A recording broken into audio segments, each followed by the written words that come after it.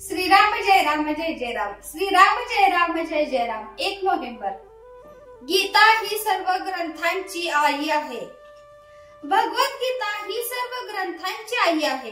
गीता ही वेदांपेक्षा श्रेष्ठ आहे।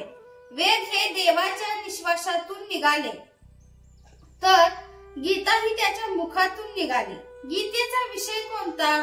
गीतेचा विषय म्हणजे मोहाचा नाश करण्याचे तत्वदृष्ट्या आणि साधनदृष्ट्या विवेचन हा होय।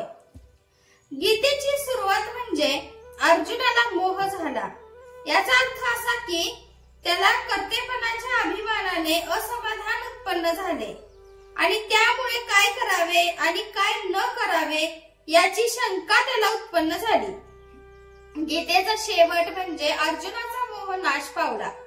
याचा अर्थ असा की कर्ता परमात्मा आहे हे निश्चित झाल्यामुळे जीवाच्या कर्माचे सुख दुःख संपले। खरोखर गीतेचे रहस्य सांगावे ज्ञानेश्वर महाराजांनीच। भारतीय युद्धामध्ये परमात्मा पितांबर नेसून अर्जुनाच्या रथावर बसून रणांगणावर अर्जुनाला गीता सांगते झाले। पुढे हजारो वर्षांनी भगवंत कपडे बदलून आले आणि त्यांनी ज्ञानेश्वरी सांगितली। ज्ञानेश्वरी ही भगवंताची वाणी होय। त्यात सांगितल्याप्रमाणे आपण आचरण करावे। मी मागे आहे, तू पुढे चल, हेच भगवंतांनी आपणा सर्वांना सांगितले आहे। एखादी उपवर झालेली मुलगी जर आपल्या मैत्रिणीच्या लग्नाला गेली तर तो समारंभ पाहून तिच्या मनामध्ये स्वतःच्या लग्नाचे आणि त्यातल्या सोहळ्याचे विचार येतील। त्याचप्रमाणे आपण पोथी ऐकत असताना त्यामध्ये वर्णन केलेल्या अवस्था आपल्याला कशा येतील याचा विचार करावा। आत्मनिवेदन म्हणजे मी कोण आहे हे कळणे होय। प्रारब्धाच्या गतीने देहाला जी सुख दुःखे भोगावी लागतात त्यामध्ये आपण असल्यासारखे दिसावे पण खरे मात्र नसावे।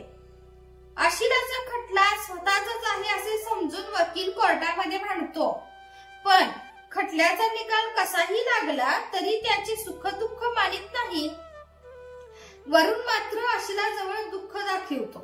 अगदी असंच व्यवहार मी करतो। व्यवहार सत्य मानणाऱ्या लोकात वावरायचे असेल तर बाहेरून त्यांच्यासारखे वागणे जरूर आहे। असे वागत असताना आपले भगवंताचे अनुसंधान चुकू न दिले की व्यवहार हा खेळ बनतो। कधी हार तर कधी जीत। खेळात आपण हारलो काय जिंकलो काय खऱ्या जीवनाच्या दृष्टीने सारखेच, तरी खेळ खेळताना मात्र तो जिंकण्याचा चांगला प्रयत्न करावा। भगवंताचे नाम घेतले की ही युक्ती आपोआप साधते। म्हणून रात्रंदिवस माझ्या माणसांना मी सांगतो की वाटेल ते झाले तरी भगवंताचे नाम सोडू नका। जय जय रघुवीर समर्थ। आजचे बोधवाक्य, भगवंताच्या इच्छेने सर्व घडत आहे ही भावना ठेवून आपले कर्तव्य करणे हे गीतेचे सार आहे।